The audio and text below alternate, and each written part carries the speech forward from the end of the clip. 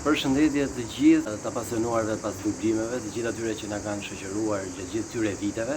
Duhet përshëndes gjithë ata ndjekësit të Vibrant Shadows.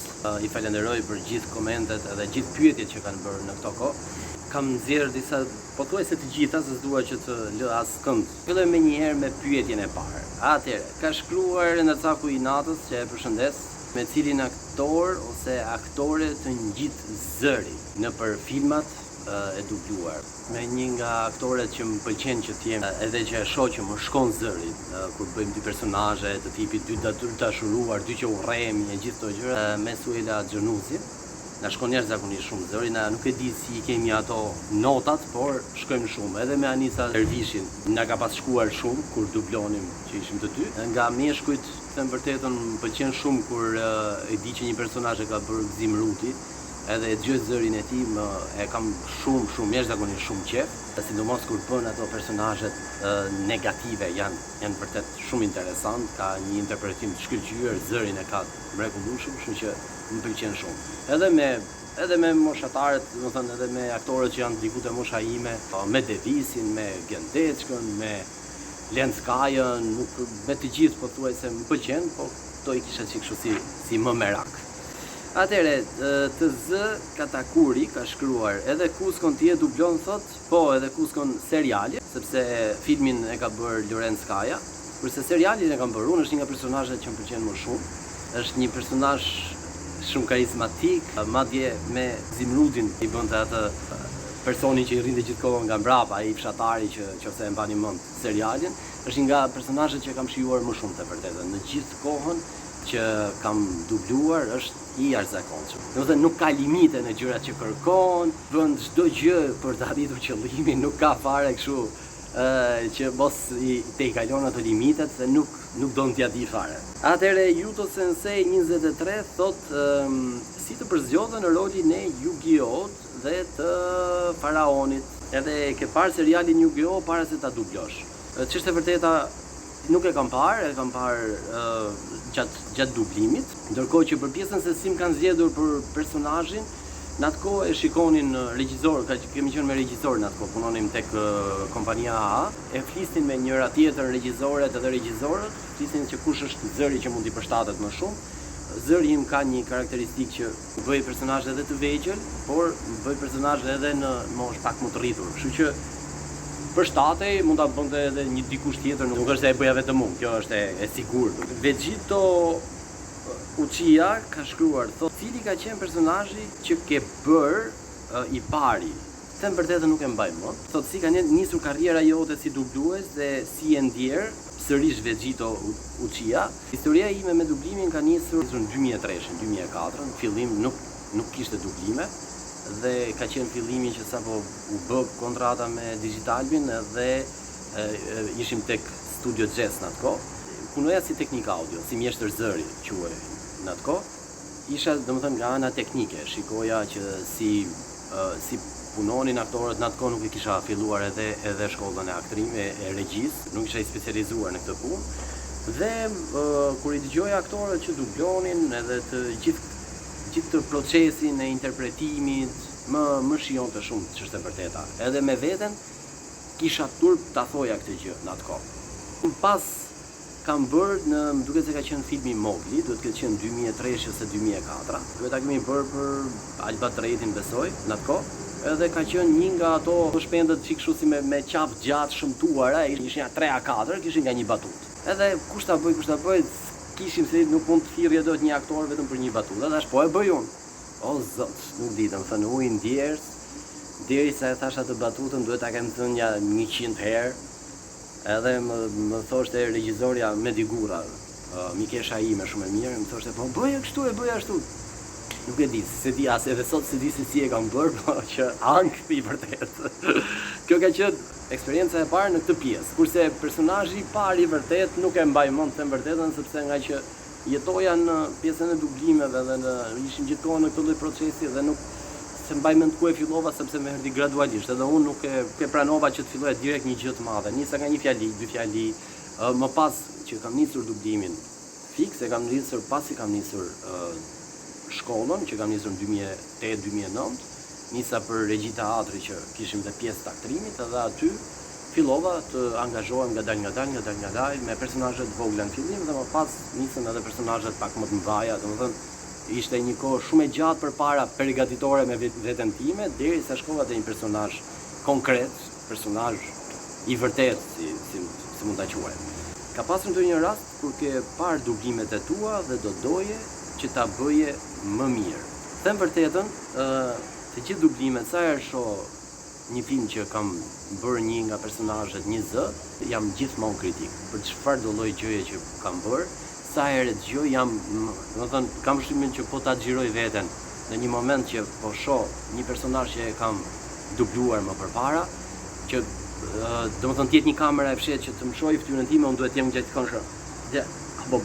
Jo, s'duhet kështu, domethënë jam gjatë gjithë kohës kritik. Nëse do ta bëja sërish, sigurisht do ta bëja ndryshe. Mendoj që kështu do thonë të gjithë ata që merren me pjesën e interpretimit apo me të gjithë që merren me art, një muzikant do ta bënte ndryshe, një pjesë që ka luajtur diku, një piktor do ta bënte, do t'i shtonte gjëra pikturës vet. Patjetër që po, se nuk mund të thot asnjëherë që është idealja, është e përsosura. Nuk ka një person që merret me art që thotë kam arritur përsosmërinë. Kështu që kjo është gjithmonë. Në çfarë do lloj gjëje që bëj, them këtu duhet të isha kështu, këtu duhet të isha më ndryshe, këtu duhet të isha më, domethënë jam gjithmonë i tillë. A vazhdon akoma të punosh si dublues? Po, vazhdoj në një studio që punon për Tringun. Para disa kohësh ishte një serial me dinosaur, dinosaurët më duket se ka titullin është personazhi Kenjit. Është personazh shumë i bukur, them vërtet, një nga të lezetshmit që më pëlqen që të dubloj. Bitri Bjorni thotë për kë personazh të merr malli. Yu-Gi-Oh ka qenë një nga personazhet, ishte shumë i bukur, një ndër të preferuarit, por Cusco, te çmendurit e Perandorit, është shumë i lezetshëm. I jashtëzakonshëm, e kam shijuar kur e kam bërë. Personazh tjetër që më ka pëlqyer është O te Home, edhe te filmi dhe te seriali, është alieni O, është komik, shumë naif. Gjithmonë ka një mesazh shumë bukur, edhe në serial kishte mesazhe në çdo seri që bëheshin. Kishte mesazhe shumë forta edhe për mënyrën e jetesës që po bëjmë sot. Mënyra se si vinte ky mesazh është shumë i bukur dhe e shijoja jashtëzakonisht. Raberi është një nga personazhet që më pëlqen jashtëzakonisht shumë. Që kur e kam bërë personazhin e Raberit tek Kapele Kashta, naiviteti i personazhit ishte shumë i bukur gjatë gjithë kohës, edhe kur e sulmonin, kur i bënin diçka personazhet negative, ky që se kuptonte dhe kur bënte kthesën në fund fare ishte shumë e bukur kur kthehej nga që ishte humor gjithkohon, komik gjithkohon dhe kthehej në të serioze në fund më pëlqente shumë. Personazh tjetër që më ka pëlqyer ka qenë Shino te Naruto, ka qenë Timmy Turner tek familja e çmendur, shumë i lezetshëm. Bitri Bjorni thotë jam rritur thot me Yu-Gi-Oh, thot edhe a do doje që ta dubloje sërish Yu-Gi-Oh. Unë do doja Bitri Bjorni, edhe më vjen mirë që e ke shijuar, edhe ka qenë procesi i rritjes tënde seriali Yu-Gi-Oh. Por ndodhi një problem me serialin sepse Yu-Gi-Oh ishte vetëm filli, edhe kishte vetëm titullin Yu-Gi-Oh. Ishte duket vetëm sezoni i parë, sezoni i dytë. Në sezonin e tretë doli një shoku Yu-Gi-Oh. Dhe kot quhej personazh, domethënë kot quhej seriali Yu-Gi-Oh, si ishte ai në fakt dhe Yu-Gi-Oh u zhduk fare. Tek sezoni 4 doli Kushriri Yu-Gi-Oh. Mrapa doli nipi Yu-Gi-Oh dhe Yu-Gi-Oh u zhduk komplet. Kështu që nëse do të kishte patjetër që po, të paktën sa e mbaj mendun sa ka shkuar, se nuk e di deri në çfarë serish është Yu-Gi-Oh, mbase mund të ketë kthyer dhe nuk e kam iden edhe se kush e dublon më. Por me kënaqësi do ta bëja sepse ish personazh i lezetshëm dhe më pëlqente edhe kjo, që shkoja nga një personazh që të bësh një fëmijë të vogël tek ai faraoni me atë zërin e trashë që e keni parë. Atëherë Lorenzo X Person 12 thotë si të është dukur roli i Raberit Kapele Kashtës kur e ke dubluar për herë të parë, ke pasur emocione? Kam pasur emocione, po e nisa dhe që parë. Te Raberi më ndodhi diçka sepse ne e kemi dubluar nga italishtja në fillim. Dhe zëri i Raberit në italisht ishte origjinal me zërin tim. Domethënë kur unë dubloja dhe ose bëja të qeshurat e Raberit, domethënë po ti mbyllje shumë duket sikur ishte si në italisht, si shqipe kisha origjinal edhe ndihesha mirë. Edhe kur e dubloja duket sikur dubloja veten. Aq afër isha me pjesën e zërit. Emocione nuk mund ta them, sepse kisha kohë që dubloja, domethënë mund të ishte çik vështirë dita e parë, dita e dytë sa mësohesh me personazhin, sa kupton që çfarë lloj karakteri është, deri ku shkon dhe brapa kur mësohesh me të fillon jeton me ato problemet që ka ky personazh. Kështu që fillimi ishte pak i vështirë derisa u përshtata dhe më pas thjesht e shijoja, thjesht isha, ku do shkojmë tani, kush janë aventurat e radhës edhe jetoja me atë gjë. Cili personazh ka qenë më i vështiri?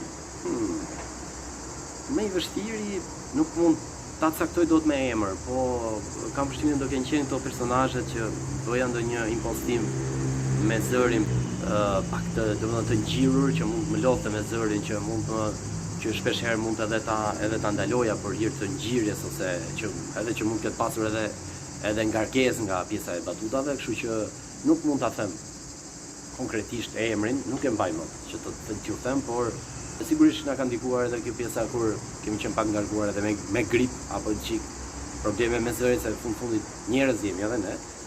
Dhe në këto momente sigurisht kam pasur vështirësi, e kam lënë dublimin, e kam nisur mas 2-3 ditësh kur jam bërë mirë, kështu që këto kanë qenë vështirësi. Vënër të thot, për cilin personazh ju merr malli? Për Owen më merr malli, për Raberin shumë, për Timmy Turner po, për Danny Phantom, Danny Fantasma, shumë i bukur edhe ai. Atëre vënërët ja thot cilin personazh do doni ta bënit, por nuk e fitua atë rolin, nuk e mbaj mend, di që ka pasur, sepse kanë qenë disa personazhe që kemi qenë shumë aktorë diku në të njëjtin timbër zëri, në të njëjtin karakter deri diku që edhe na përshtasin ne regjisorët, po nuk mbaj mend, them vërtetën sepse kohë shumë e gjatë, dublimi edhe personazhe shumë edhe nuk më është fiksuar, po e di që ka pasur të tillë. Lorenz Ruta thot cilin personazh ke shijuar më shumë, thash edhe pak më përpara në fakt, po kanë qenë emocionet ndryshme të mbërtetën.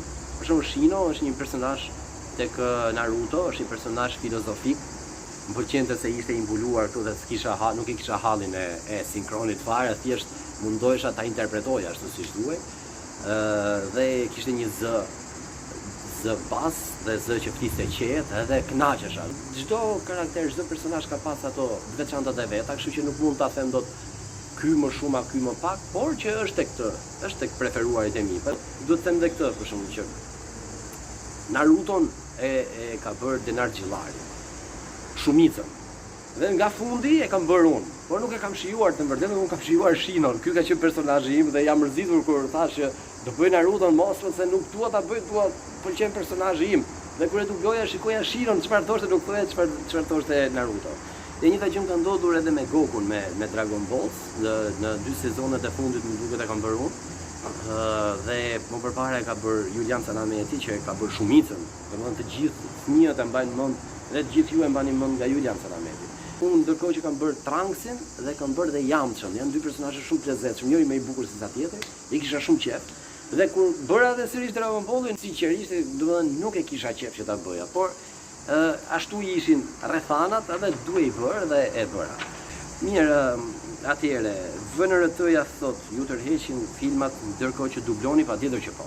Ka pas raste nga që aq shumë jetoja me pjesën e personazhit, sa që në fund fare më ka kapur e qara ndërkohë që kam thënë batutën e fundit ose në batutat e fundit. Edhe s'kam arrit dot ta çoj edhe batutën deri në fund.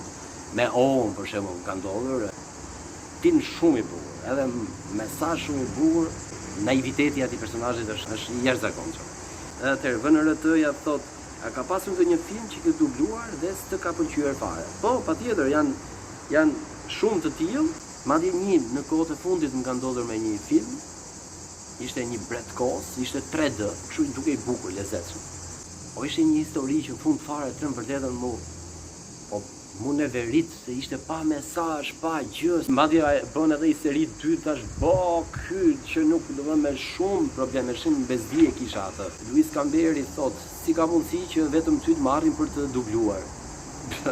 Këtë besoj duhen pyetur regjisorët edhe ata që vendosin për këtë punë. Nuk duhet ta kthej unë këtë përgjigje.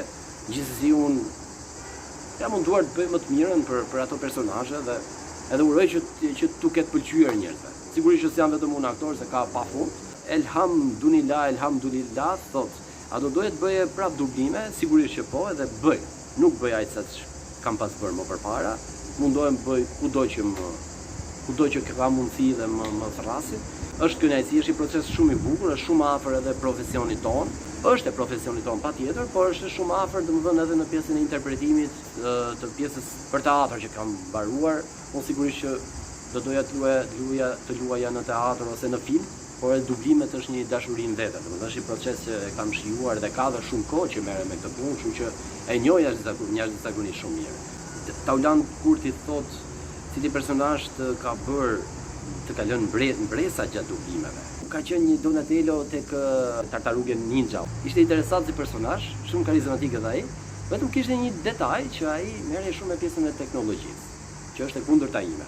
Unë nuk më jepet fare pjesën e telefonave, kompjuterave, më duken të gjitha gjutuaj. Dhe personazhi ishte i tillë. Ai fliste vetëm për gjëra teknike dhe hasja një vështirësi të jashtëzakonshme, o zot, dhe kësaj herë dubleta, po sa paska do të dubloja tek fjalit, sa herë kishte të një fjalë kështu teknike që unë nuk e kuptoja fare se çfarë thoja. Ai ishte shumë personazh i lezetshëm në këtë pjesë, në këtë gjë. Artion Dervishi thot falenderoj, falteje kam filluar që të shoh Pokemonat, më vjen mirë Artion edhe më bëhet qefi për këtë gjë. Aladin Dini thot, a do dublohen ato 2 filmat tek Magjikët edhe sezoni 5, nuk e di, të vërtetë duhet pyesësh diku tjetër. Ndërkohë që Andrea Bregolli, që ka një R aty, po më duket sikur e kam kushëri, thot kur do vazhdoj postimi i One Piece, respekte për legjendën, thot respekte vëlla, ndërkohë nuk e di. Them vërtetë duhet pyesësh tek ata që i hedhin online. Kjo ishte intervista që bëm bashkë, ishte kënaqësi të vërtetën. Dua të falenderoj Vibrant Shadows, faqen që është marrë me hedhjen e zërave tanë, me promovimin e zërave që janë marrë me dublime gjithë të kohë, të vërtetën sepse shumë aktorë kanë mbetur në hije duke që janë marrë shumë me këtë pjesë dhe edhe në fakt nuk është bërë e qartë që kush i ka bërë kë, janë kurioz njerëzit për ta ditur se kush i bën këto. Edhe Albanian Dubs në internet të vërtetën hy atje për të parë karakteret që kam bërë, edhe sepse i kam pothuajse më janë fshirë komplet nga memoria ime se çfarë kam bërë, shumë gjëra nuk i mbaj mend fare. Dua t'ju falenderoj gjithëve ju edhe për pyetjet që keni bërë, ishte kënaqësi. Uroj që t'jeni kënaqur me gjitha gjërat dhe me përgjigjet që kam kthyer. Ja kalofshi bukur.